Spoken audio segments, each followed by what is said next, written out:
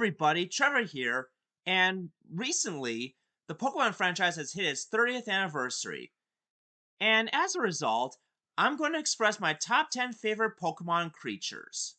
Before we start this, I want to give up my personal experience with Pokemon as a child and my current thoughts on it, so I suggest you go to this timestamp if you want me to get to the point quickly. I was born in 1991, and the Pokemon franchise was first launched in 1996, making it one of Nintendo's biggest and most successful cash grabs, both in Japan and worldwide, since Super Mario Bros. And The Legend of Zelda series. When I was little, I didn't get that much into gaming. I never played that many Game Boy Color games, nor the Nintendo 64. I'm more of a PlayStation guy. I just don't know why, though. I guess you could say that I'm such a newbie back then. Granted, I did enjoy the Pokemon anime back in the late 1990s, which was how I got introduced to Pokemon back then. But as I grew bigger in the early 2000s, my first experience with the mainline Pokemon games were Ruby and Sapphire for the Game Boy Advance, which were part of Generation 3. And while I did enjoy these two games, I was still a newbie when it came to different strategies such as learning how to use the Master Ball properly on a rare Pokemon, which I screwed up the first time. But as time went on, I became better and more experienced with the Pokemon games, and to a certain degree, I still enjoy the franchise. But nowadays, I've lost interest in the Pokemon anime show mainly because it's getting quite repetitive and predictable, with Ash being the main hero of almost every generation in the show. But hey, at least he's retired now and replaced by a couple of other kids. Don't get me wrong, as much as I like Ash Ketchum as a main character, I kind of wish the show would focus more on different protagonists just so we could have more character development and publicity instead of giving Ash the main spotlight all the time. At least the manga series did that for us. Heck, I used to collect some of the Pokemon train cards back in the day, though I never realized how much they're worth for hardcore collectors. Alright, now with a personal history lesson out of the way, it's time to give out my top 10 favorite Pokemon creatures. For this list, I'm going to pick one Pokemon from each of the 10 generations. Yes, there's 10 now thanks to Winds and Waves, don't ask me. I also won't be including any legendary or mythical Pokemon because I want those to be their own video. Now without further ado, let's begin the countdown. Coming at number 10 is Pombon. This is one of the brand new stars for Generation 10, which can be obtained in Winds and Waves for the Nintendo Switch 2. The reason this cutie is number 10 is not just because he's part of Generation 10 of the franchise, but it's because I'm a dog lover, as some of you already know. Yeah, redundant, I know. Now, before we move on, I also want to give my 2 cents on Winds and Waves. While the graphics are better than the previous Switch console, I'm never going to promise myself to buy a Nintendo Switch 2 for two obvious reasons. For one thing, it's too freaking expensive. Secondly, Nintendo has gotten quite greedy when it comes to their own overly expensive prices for their systems and games nowadays. Maybe I will buy it once the prices decrease, but my hopes aren't that high to begin with. But here's hoping Winds and Waves will be successful enough for Nintendo, unlike what happened to the previous two generations on the first Nintendo Switch. Coming at number 9 is Pikachu. In my top 5 favorite Nintendo characters video that I did quite a while back, I've listed Pikachu as my second favorite Nintendo-owned character because of his cute voice and personality. He's the main mascot for the Pokemon franchise like how Mario was to the Super Mario universe. I also enjoy Pikachu's trademark Thundershock move in the actual show, where he uses it to defeat Team Rocket on various occasions. And those are some of the reasons why I put Pikachu as my ninth favorite Pokemon creature. Now, if I were to hug Pikachu, I'll need to wear rubber gloves and stuff just so I don't get thunder shots like what happened to Ash in the first episode. Number 8 is Mimikyu. This is a ghost and fairy type Pokemon introduced in Generation 7 and bears a close resemblance to Pikachu minus the arms and feet. Its ability is Disguise, which it uses to protect itself against the first attack, so you'll have to attack it twice to wear off its disguise. And according to Pokemon lore, if you dare take its disguise off, you will faint. I mean, that's what happened to Meowth in the anime several times. So whatever you do, don't do it. And what I also like about Mimikyu is that all it wants was to have friends, and it means no harm to anyone. And those are some of the reasons why I put Mimikyu as number 8.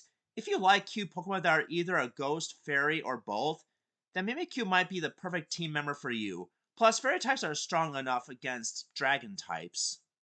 Number 7 is Seviper.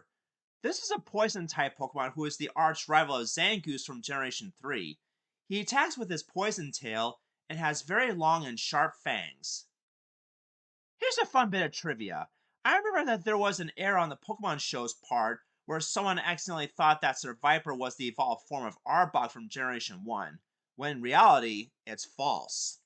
Man, how I remember the funny memes about this on YouTube back in the day. And to be frank, I knew this was a huge error on their part because I've studied most of the evolution lines of each Pokemon in the franchise back then. And some of them don't even evolve into anybody. Case in point, Seviper. And those are the reasons why I decided to put Seviper as number 7. He may not be the strongest, but he still looks quite cool, and a decent new addition to Team Rocket back in Pokemon Advanced. Number 6 is Kleavor. This is one of the evolved forms of Scyther in Generation 8, particularly in the Legends Arceus game on the Nintendo Switch.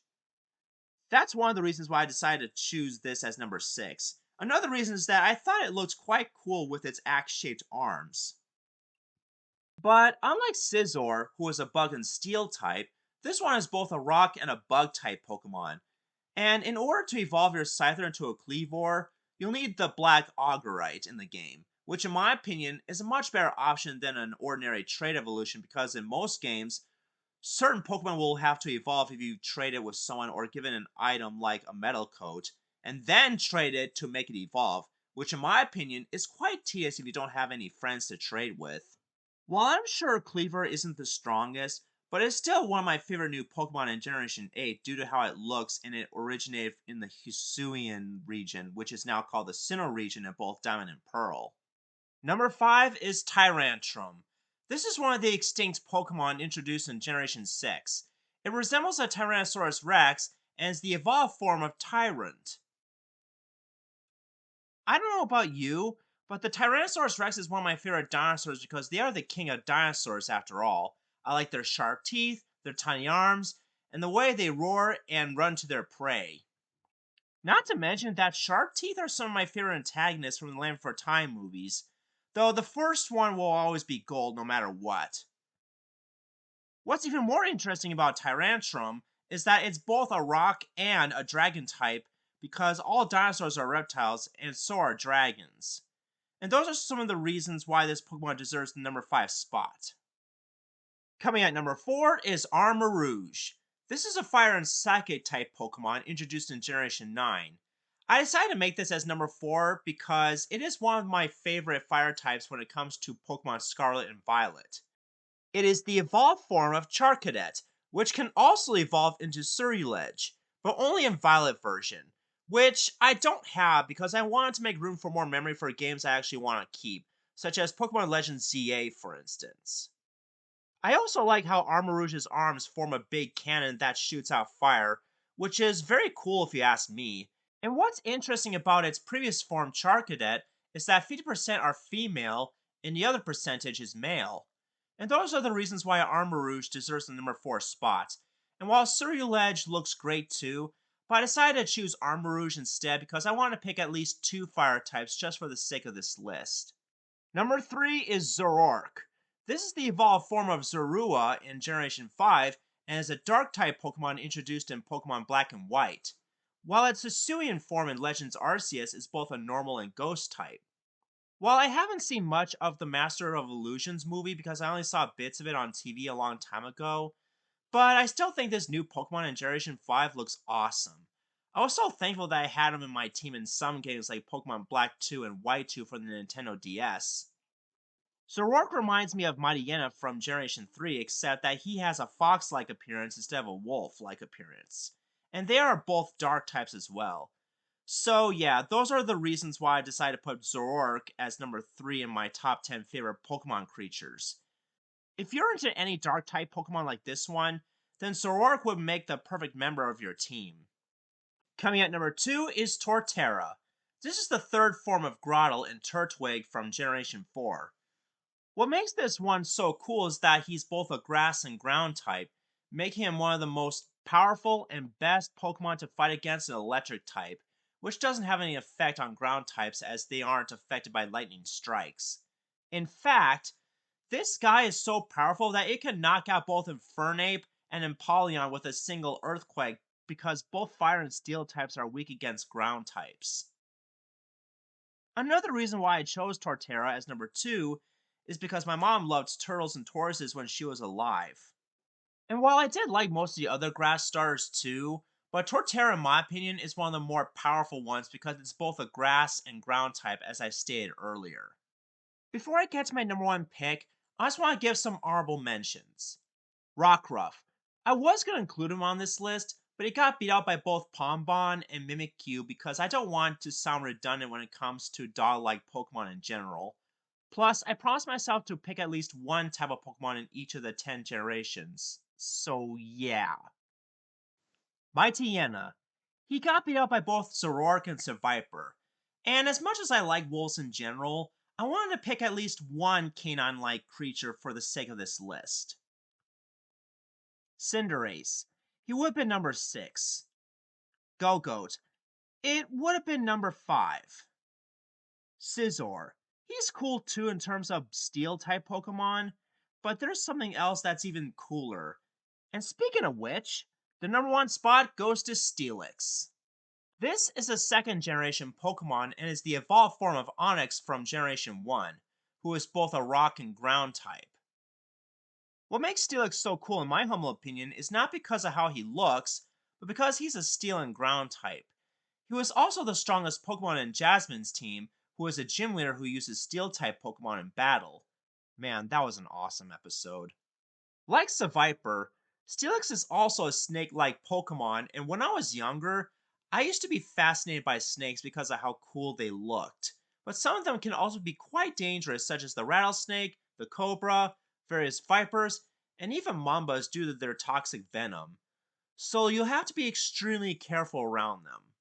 However, my only problem with Steelix, even back then, is that if you want to evolve your Onix into it, you'll have to have it hold a Metal Coat item and then trade it to someone else just so it can evolve into Steelix. At least I didn't have to do that in some games like Pokemon Legends Arceus for example. In addition, I even think his Mega Evolution looks just as cool as his normal counterpart. Maybe I should make a top 5 video about Mega Evolution someday.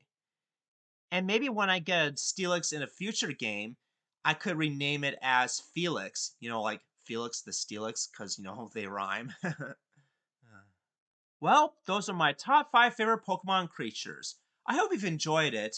And if you have, please feel free to like, comment, share, and subscribe if you want to. And click the bell icon to be notified for my latest uploads. And if there's anything you think I could have added in or elaborated on more, then feel free to let me know too. Next time, in terms of Pokemon, I want to discuss my favorite human characters, whether they be trainers, nurses, officers, or recurring antagonists like Team Rocket. This is Trevor Davis signing off, and happy belated Pokemon Day!